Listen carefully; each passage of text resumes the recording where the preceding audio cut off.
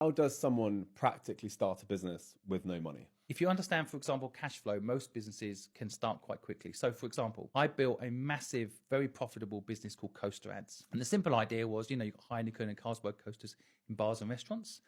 I stripped them all out of the bars and restaurants and I put advertising coasters in there instead. In the end, I think we printed 35 million coasters. Wow. So, a lot of money went into the business. I think in the first year, I made £2 million profit from this business. Wow. And I started it with no money. I met a very talented graphic designer and we were brainstorming ideas. And while we were brainstorming what we could do, we were both putting our drinks down on these coasters. And we said, that's a waste of advertising. I've been putting this drink down on this coaster for the last 40 minutes, looking at that Carlsberg ad. Yeah. I don't drink alcohol. It's making me want a Carlsberg. We could put ads on there. And I went to 20 brands and I pitched, we're going to take over all the bars and restaurants and we can put your brand in these bars and restaurants. One big company called United Airlines said yes. And I gave them a 6-month exclusive contract to do it, but they had to pay me 50% in advance.